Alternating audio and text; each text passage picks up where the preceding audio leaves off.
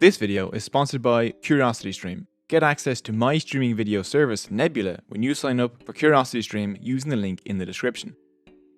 It's British India in the 1920s, and over the last few decades, these odd stone seals keep popping up at ruins near Harappa and Mohenjo-Daro, along the Indus River Valley. They baffle everyone with their inscriptions in a never-before-seen written language. Archaeologists, intrigued by this, started excavating these previously ignored sites. They soon uncovered a 4,500-year-old civilization.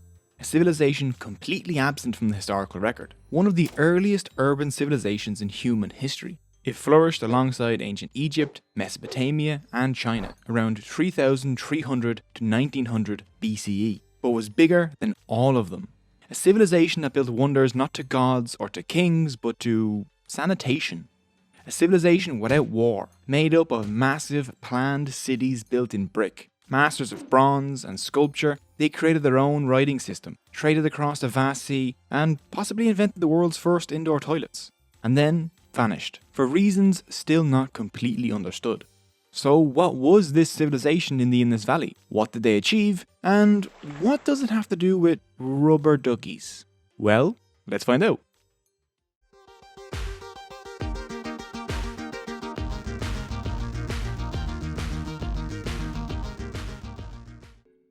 The Indus civilization existed from around 3,300 BCE to around 1300 BCE, give or take a few centuries. But they really prospered around 4,500 years ago, between 2,600 and 1,900 BCE. It covered an area of over 1 million square kilometers. That's about 1 Bolivia, or 2 Spains, or even better, 6,250 Liechtensteins. It had the largest population and territory of all the Bronze Age civilizations like Mesopotamia, Egypt, and ancient China. Like almost all early civilizations, the Indus civilization developed around dank river valleys. Their farmers were able to grow a massive food surplus along the banks of the Indus and Ghaggar-Hakra rivers. Today, the Indus is still a powerful river, but the Ghaggar-Hakra has almost completely dried up. Back then, the Ghaggar-Hakra river may have actually been more productive than the Indus. We found much more settlements along the Ghaggar-Hakra than we have on the Indus. Since the Ghaggar-Hakra was much more powerful in the past, people think it actually might be the ancient lost Sarasvati River of Hindu literature. Since this civilization wasn't just based on the Indus, and since Indus-Sarasvati civilization is a bit of a mouthful, the term Harappan civilization is often used since Harappa was the first city of theirs we discovered. So I'll use that for the rest of the video. The Harappans weren't like other Bronze Age civilizations. The other ancient states like ancient Mesopotamia, Egypt, and China all had the following ingredients. A strict hierarchy of classes, state monopolized use of violence, power focused on individual leaders like kings and pharaohs, centralized state-controlled economies, monumental religious and political structures, a powerful religious institution with its own hierarchy, and a strong sense of elitism and exclusivity. But we have no evidence of kings or priests or priest-kings for the Harappans. There are no royal tombs or palaces, no evidence for a state religion, no temples, pyramids, or ziggurats, no signs of an army, weapons, slaves, or powerful political capital. Now, the Harappans weren't some peaceful utopia. A state can't exist without violence. But it seems that they had no natural enemies, and they themselves seemed more interested in trade than conquest. All Harappan citizens seem to have lived relatively equal lives too. Rather than building palaces and temples, the Harappans seem to focus on building public baths and sewage systems. We have no idea how the Harappan government worked, but the Harappan civilization may have been split up into a number of different domains, each governed by a major city. Rather than kings, there may have been village, town, city, and then regional councils, all overseen by a supreme Harappan council. So rather than a Harappan empire or Harappan kingdom, it was probably a Harappan federation, which kind of makes them sound very futuristic. One of the defining features of Harappan culture is how well planned their cities are. They tended to focus on 3 main aspects. 1. Water. Water, drainage, and bathing held an almost religious significance in Harappan city planning. Every Harappan home had a dedicated bathing floor, used daily, built with watertight brick floors. These floors sloped towards a small drain, usually cut into the house wall, and this drain brought dirty water out of the house and into a brick-lined sewage system underneath the main streets and channeled water out of the city. Some bathing rooms had small staircases so someone else could pour water over a bather, kind of like a proto-shower. Excavations at Harappa have uncovered toilets in almost every house. They were usually big pots sunk into the floor, although some at Mohenjo-Daro had seats. Waste from the toilets was directed into the drains and then out of the city, or into large jars sunk into the ground outside the home, kind of like an early septic tank.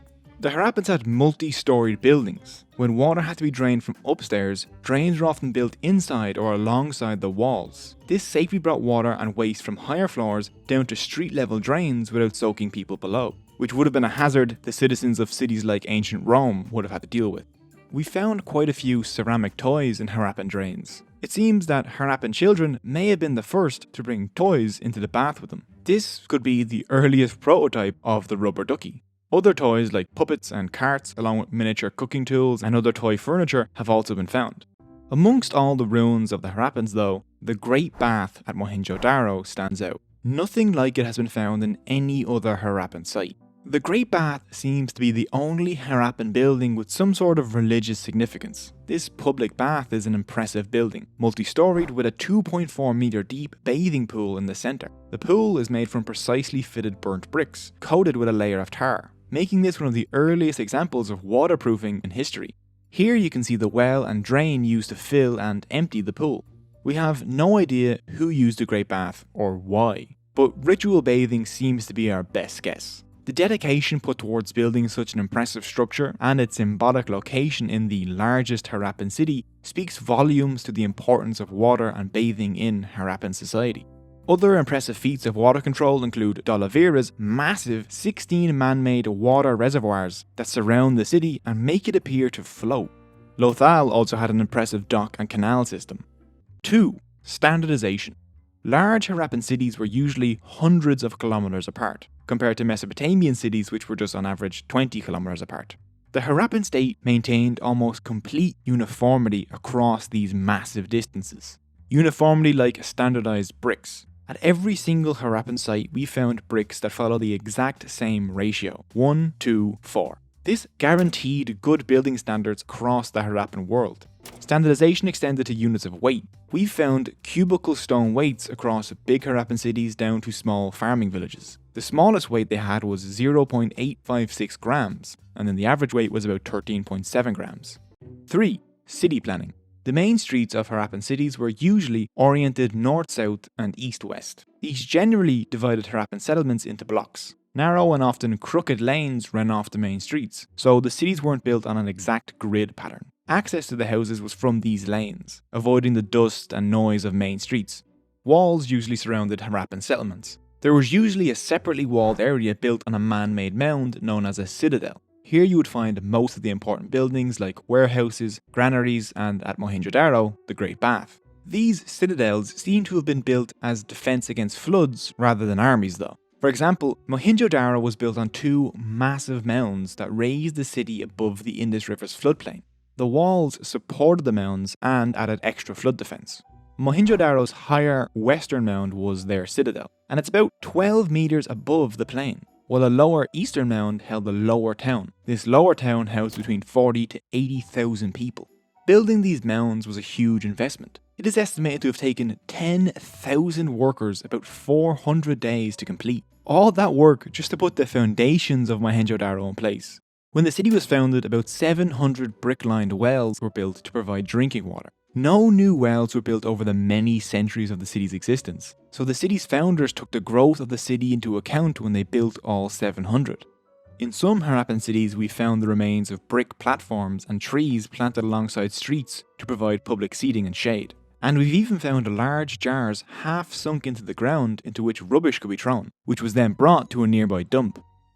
Without the Rosetta Stone or Behustan inscriptions, we would never have deciphered Egyptian hieroglyphs or Mesopotamian cuneiform, which has given us a wealth of information on both those civilizations. But we have nothing that useful to decipher Harappan writing, and so it remains undeciphered to this day. All we have to work with is the short inscriptions they left behind on these tiny stone seals. Every seal has two things, an image, usually an animal, and an inscription. The most common image on the seals seems to be this chunky unicorn. Now, those are archaeologists' words, not mine. I think calling this thing a unicorn is a bit of a stretch. Come on, honey, make a birthday wish. I want a unicorn. Isn't that cute? I'm a unicorn. We have found thousands of Harappan seals. They seem to have had about 450 signs, and the script is logosyllabic, like Chinese or ancient Maya, which means each symbol stood for a word or syllable. It seems to have been written from right to left, as we can see because some scribes seem to have ran out of space on the left side. The seals could have been used like stamps, but it seems that they were more often used like identity cards or passports. Any Harappan writing on paper or papyrus has been destroyed by the passage of time. This may be why we've only found about 450 mostly repetitive signs. There could have been a bias towards the kind of words that were written on the seals, like names or jobs. And if we found a written document, we would find more common words and thus more signs. Imagine if people tried to reconstruct the English language using only the words that appeared on passports. The Harappan people were mostly farmers and herders. Barley and wheat were their main crops. And we can see the beginning of South Asia's spice obsession with the Harappans. Garlic, turmeric, ginger, cumin and cinnamon were all grown. Luckily, we've only found one trace of coriander, so that's good. Cattle and water buffalo were the most important domesticated animals, followed by sheep and goats.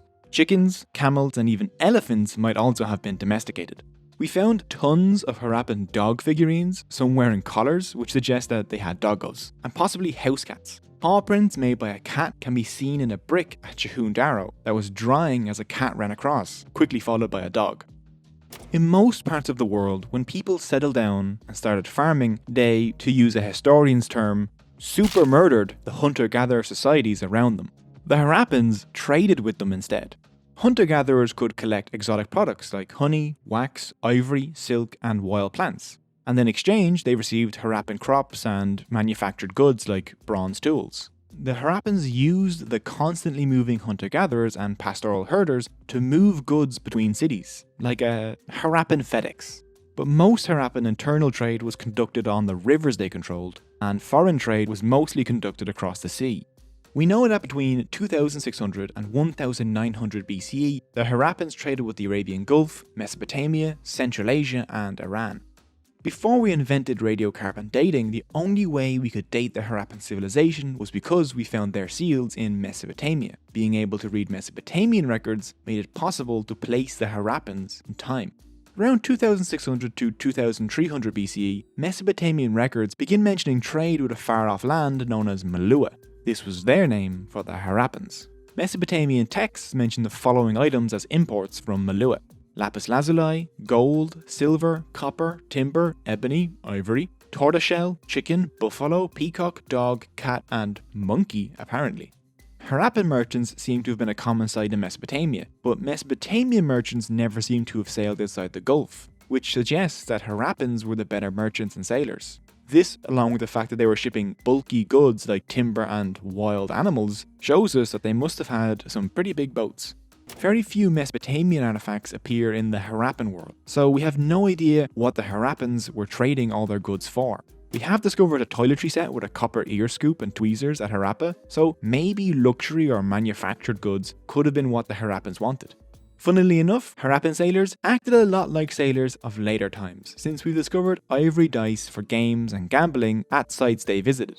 More than 1,000 kilometers from Harappa is an isolated Harappan town called Shortagai, located in modern-day Afghanistan. We found Harappan seals there, along with houses built to a Harappan design and bricks using the Harappan ratio. This was a Harappan colony. The Harappans used Shortagai to control the nearby lapis lazuli mines. This allowed the Harappans to monopolize the ancient world's supply of lapis lazuli. Interestingly, the Harappans didn't much care for lapis and used it almost entirely for export. This trade made the Harappans incredibly rich.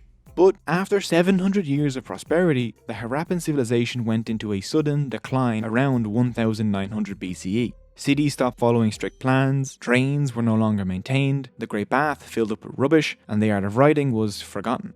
There is no evidence for massacres, battles, or sieges at any Harappan sites, so the Harappans didn't meet a violent end. Factors such as reduction in trade, climate change, disease, and civil strife all probably played a role in their collapse, but it seems that the Sarasvati River played the biggest role. As we saw earlier, there was a dense cluster of Harappan cities along the Sarasvati River. This area was probably their breadbasket, but around 1900 BCE, the river began to dry up for reasons still being studied. Links discussing this are in the description.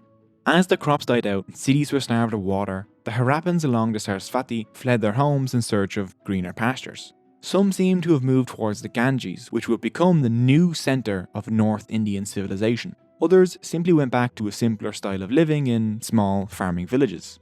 By 1300 BCE, the entire Harappan system was gone. The memory of the Harappan civilization, their great cities, their beliefs, their language, and their writing system disappeared under the earth that once sustained them, until they are rediscovered 4,000 years later. The Harappans were one of the greatest Bronze Age civilizations, but they weren't the only one. The Bronze Age saw the rise of urban societies, vast trading empires, and military powers. From Greece to Egypt to Mesopotamia, all the way to ancient China. But how did all this come about? And why did it end? Well, this is all explained in The Bronze Age, a 3-part documentary series that you can go check out over on CuriosityStream. CuriosityStream is a documentary streaming service that gives you access to thousands of documentaries, including some featuring top names like David Attenborough and Stephen Hawking, along with exclusive originals. You'll get unlimited access starting at just $2.99 a month and the first 30 days completely free if you sign up over at curiositystream.com/Cogito and use the promo code Cogito during the sign up process. And by signing up to CuriosityStream, you'll be helping me and the YouTube educational community, because CuriosityStream loves independent creators and wants to help us grow our platform. So they're offering Cogito viewers free access to Nebula when you sign up over at curiositystream.com/Cogito. Nebula is a streaming video platform I'm helping to build along with a bunch of other independent creators like The Great War, Thomas Frank, and 12 Tone. Nebula even hosts original content such as City Beautiful's Planning Ancient Rome series, all ad-free and earlier than YouTube. This video was up on Nebula days ago. So go to curiositystream.com/Cogito and start enjoying amazing educational content over on CuriosityStream and Nebula today, while helping to support educational creators without sitting through ads. So that was a basic overview of the Harappan or Indus civilization. It isn't even close to covering everything. One video simply can't cover everything. But as always, further reading and all the sources used are in the description down below. If you like this content, please subscribe. If you're interested in supporting the channel, there are links to my Patreon and t-shirt store also in the description. If you like this video, I think you'd really enjoy my videos on ancient China or on the San people, which you can see on the screen or linked in the description. And again, thank you so much for watching.